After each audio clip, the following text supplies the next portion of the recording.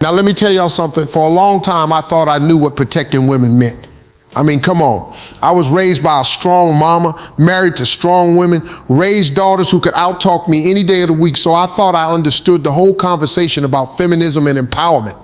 But man, the world will have you believe you know something until life shows you that you don't. I remember this one moment clear as day. I was at this event years ago and somebody brought up Islam. And right away the whole room went quiet. You could feel it. One person said, "Steve, how can a religion that makes women cover up claim to respect them?" And I laughed, not because it was funny, because I used to think the exact same thing. I had this picture in my mind, like Muslim women were being silenced, hidden, controlled. That's what the media fed us, right? But then life put me in a room with real Muslim women. And I'm talking about strong women, doctors, business owners, teachers, mothers, women who had more peace in their eyes than I'd ever seen in Hollywood. And I remember one sister told me, "Brother Steve, we don't cover because men make us, we cover because God honors us." And man, that line right there, that changed my whole perspective. See, I grew up thinking freedom was taking off restrictions. But what if freedom is knowing your worth without anybody else defining it for you? And I started realizing something. The same world that tells women you're free to wear whatever you want is the same world that'll judge you for not wearing enough. They'll say, be proud of your body, but they're the same ones selling that body on every billboard, every commercial, every clickbait ad. Tell me that's freedom? That's exploitation wearing a smile. I'll tell you something real, man. I've been in the entertainment business my whole life.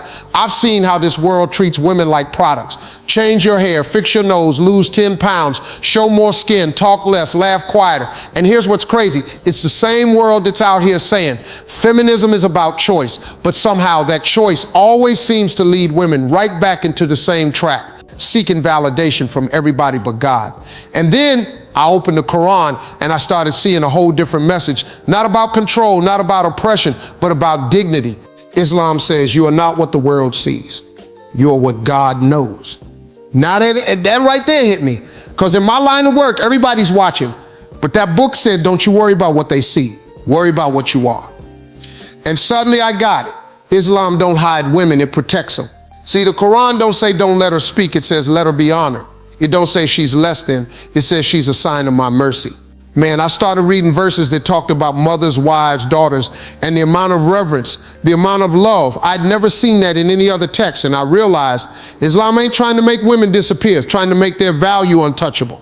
Let me tell you something, man. In this world, when you got something precious like gold or diamonds, you don't leave it in the street for everybody to grab. You protect it, you cover it. Not because it's weak, but because it's worth too much. That's the part people don't understand. Now, I ain't saying every Muslim man out there gets it right. Let's be honest, there's men everywhere who mess it up. But the principle, the law of God, that's something else. That's what I fell in love with. It's like Islam said to me, Steve, stop trying to make women equal in the wrong way. Start respecting what makes them different. And that, y'all, that's what started my whole journey into understanding why Islam protects women better than this so-called modern feminism. See, the world tells women you got to act like a man to be powerful, but Islam says be a woman. That's already powerful. And that's the truth I didn't even realize I was missing until I started listening instead of talking. Now, here's where it really got me. When I started reading about how Islam treats women, I realized this ain't about power, it's about purpose. See, in the West, we done made the word submission sound like slavery. We hear that word and right away we think control, weakness, obedience. But the Quran, it flips that whole idea. It says submission ain't to a man, it's to God. And that's where the beauty begins. When a woman submits to God, she ain't saying I'm small. She's saying ain't nothing above me but him. You hear that? That's strength, not surrender. I remember sitting with this scholar in Dubai and I asked him straight up, why does Islam separate roles between men and women? Why can't it all be the same? He smiled and said, Brother Steve, if two people are identical, one of them ain't necessary. Man, that line hit me like a gospel chord because I've been married long enough to know me and my wife don't work because we the same. We work because we complement each other. And that's what Islam be preaching all along. Balance, not competition. See, feminism told women you can do anything a man can do, but Islam said you can do what no man can do. Man, when I read how the Prophet Muhammad spoke about women, I couldn't believe it. He said, the best of you are those who are best to their wives. Now, come on, y'all. This was 1,400 years ago. That's before equal rights was even a phrase, before hashtags, before movements, before laws. Islam was already saying, if you mistreat a woman, you're failing as a man. I started learning that a woman in Islam has her own identity, her own money, her own property, and can't nobody take that from her. Her father can't touch it. Her husband can't spend it. Her brother can't control it.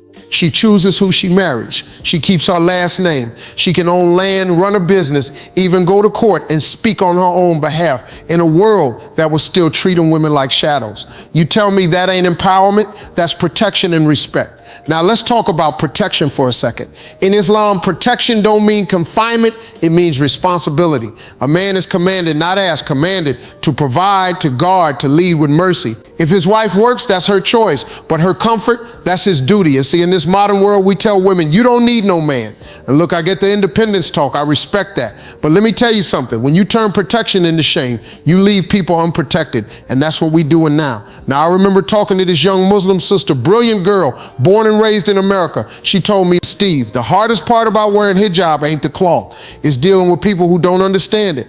And I said, baby, that's the same with faith. Everybody's comfortable with your belief until your belief starts showing. See, what Islam did for her was give her identity a shield, not from men, but from the noise. The noise that says you ain't enough. The noise that says be prettier. The noise that says fit in. And she looked me dead in the eye and said, when I wear it, Steve, I remember who I am and who I answer to.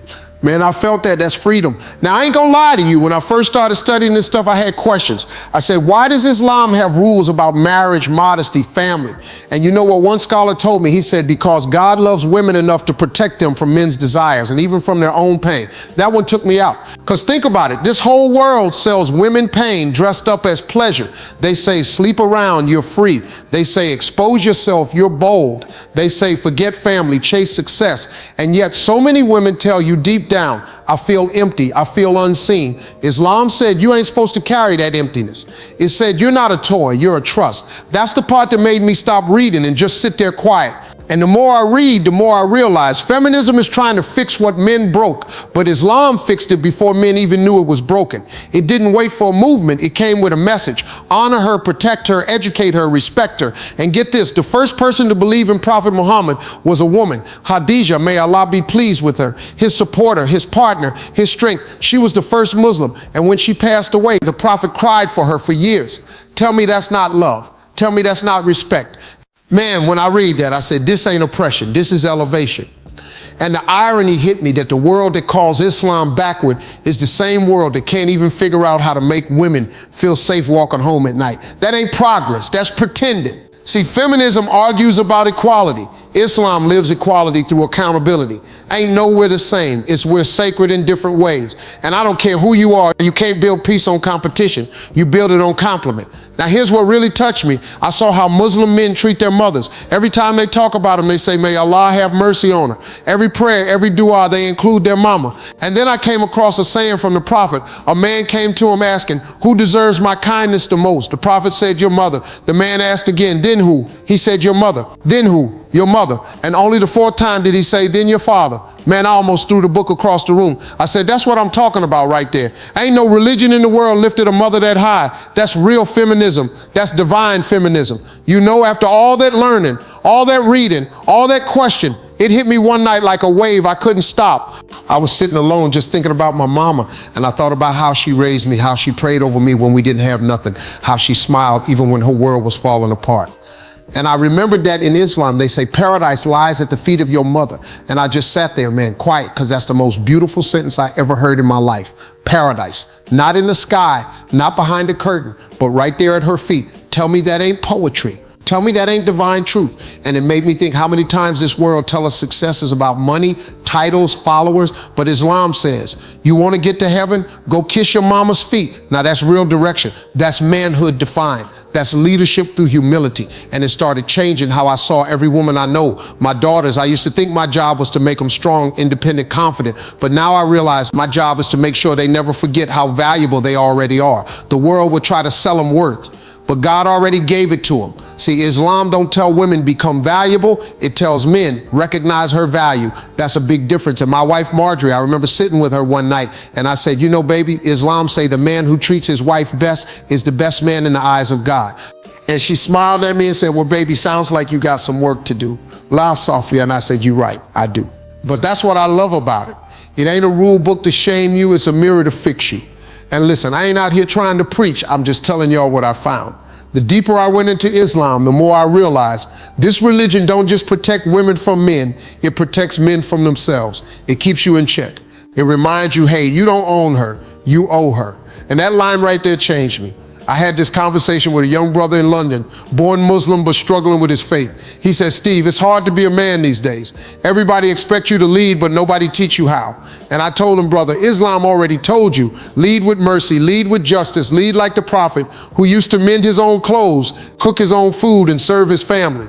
And that boy just looked at me, eyes teary, and said, I didn't even know that, man. I said, now you do. Go home and love your mama. And here's what breaks me. We live in a world that screams women empowerment, but it still profit off women's pain. Makeup brands, fashion, music, all of it built on insecurity. They tell you be free, but then they sell you a new cage every season. And then I open the Quran and it says, do not grieve, indeed Allah is with you. That ain't just words, that's comfort, that's safety. And I saw that safety in Muslim women. I saw that confidence, that peace that don't come from compliments, it comes from conviction. I remember watching a group of sisters pray in Mecca, and it was quiet, man. No cameras, no noise, no attention, just stillness. And I thought, this is what the world been missing. That sacred stillness, that knowing who you are. And here's the truth. I used to think Islam was about restriction, but it's about redirection. It don't take your freedom. It give your freedom a purpose. That's why when I look at how it honors women, I don't see rules. I see protection. I see peace. I see balance. You know how we always say, behind every great man, there's a great woman. Islam say beside every great man, there's a woman of honor. That's partnership, not hierarchy. Now I ain't telling y'all to agree with me. I'm just telling you, after everything I seen, everything I studied, everything I felt, Islam made me realize something this world forgot. You don't have to compete to be equal. You just got to be true to what you were made to be. And when men and women both do that, that's when society gets healed. That's when families stand strong. That's when communities stop breaking down. That's when love stops being temporary. And look, I don't know what God got planned for me, but I know this. The more I learn about Islam, the more I see divine wisdom in things we ignore. I'm still learning, still growing, still listening. But now every time I see a Muslim woman in hijab and prayer and strength, I don't see oppression. I see a crown that the world just don't understand. And I say to myself, man, God really knows how to protect what he loves. That's when you realize Islam ain't trying to make women less. It's trying to remind men they ain't more. And that, my brothers and sisters, is what true respect looks like.